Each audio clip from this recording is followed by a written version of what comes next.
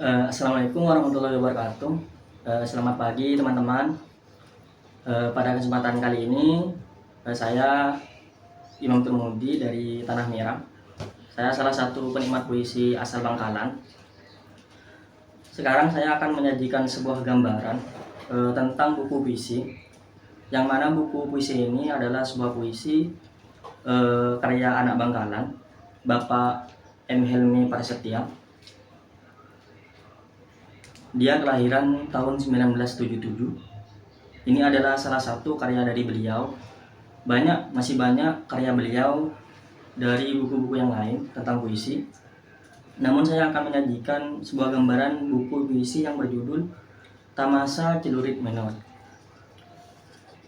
Jadi buku ini secara garis besar keseluruhan itu membahas tentang Madura, namun lebih tepatnya Bangkalan.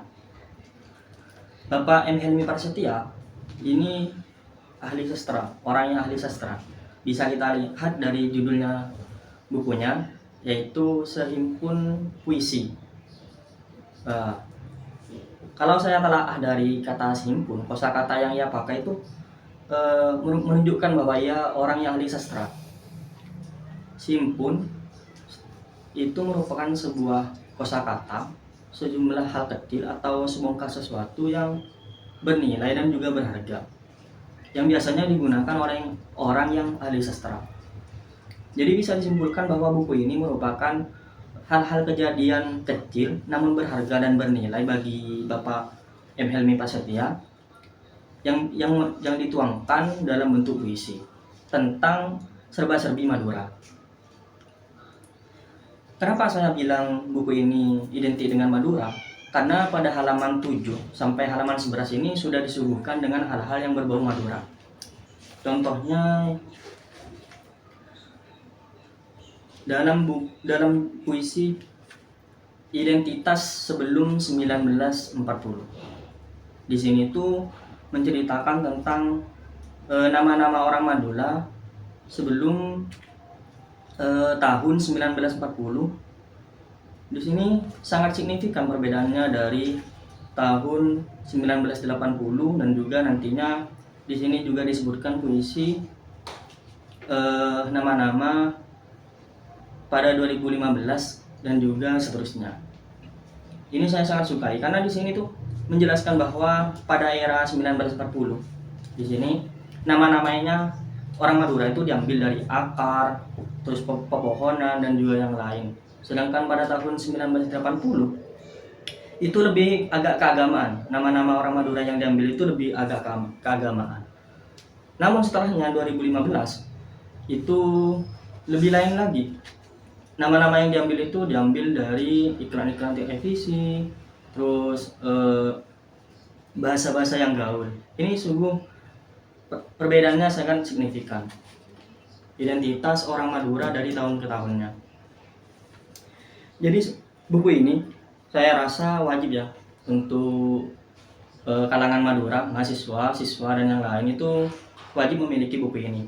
Namun jika kalian tidak mau membeli, saya sudah cek di Google kalau puisi ini itu ada di website APPMI, Arsip Puisi Penyair Madura se-Indonesia.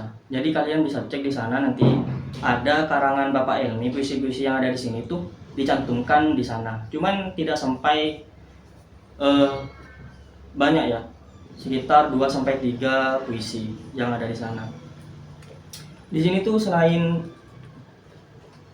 membahas tentang Madura yang dari segi nilai estetikanya, di sini juga membahas tentang nilai kontroversialnya, bukan hanya dari nilai estetikanya. Di sini juga banyak tentang kerapan sapi, tentang suramadu, air mata atau eku, kemudian tentang sehona. Di sini banyak yang menjelaskan tentang hal-hal yang berbau Madura. Contohnya tahlilan juga ada.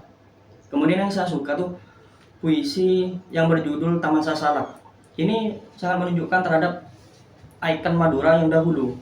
Karena dulu setahu saya itu Madura dikenal dengan kota salak.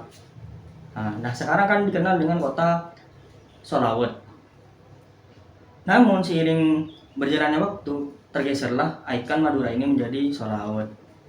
Di sini dijelaskan bahwa salak ini merupakan sebuah cerminan dari masyarakat Madura. Di halaman 17, di sini dijelaskan tentang Madura.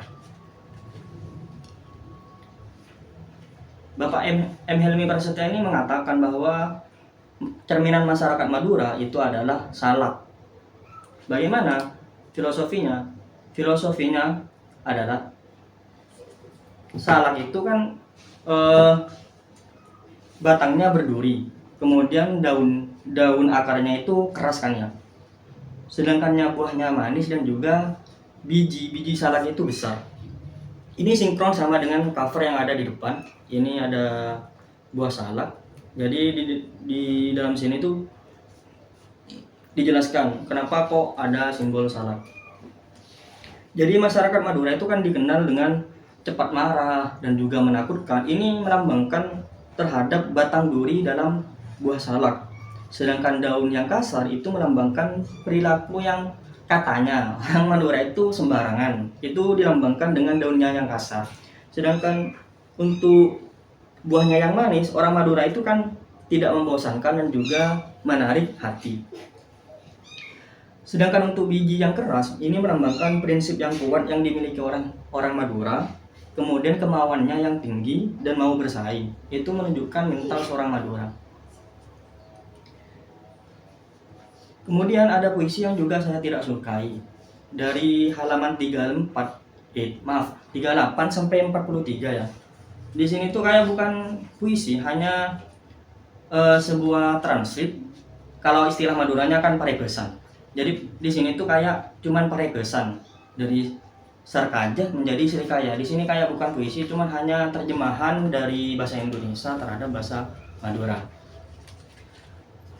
Jadi untuk mahasiswa sangat worth it untuk membeli ini, apalagi mahasiswa Bangkalan lah. Karena di sini kebanyakan tentang Bangkalan, bukan Sampang dan juga daerah yang lain. Kemudian di sini juga dijelaskan tentang Suramadu, puisi. Di sini pesannya tuh sangat lekat terhadap perempuan. Karena puisi ini menjelaskan tentang seorang perempuan yang bunuh diri di Suramadu jam 12 malam dikarenakan ia sudah kehilangan kehormatannya. Kemudian dia bunuh diri di jembatan Suramadu. Ini sangat disayangkan. Ini menyampaikan pesan bahwa kita sebagai orang Madura lekat dengan untuk menjaga kehormatannya.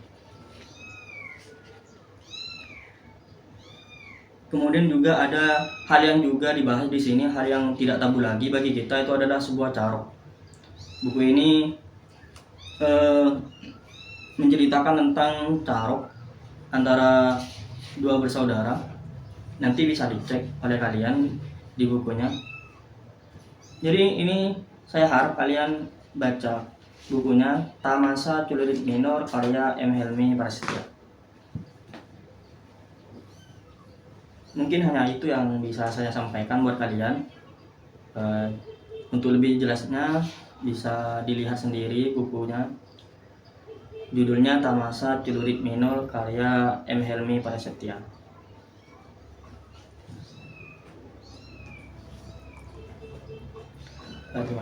Assalamualaikum warahmatullahi wabarakatuh.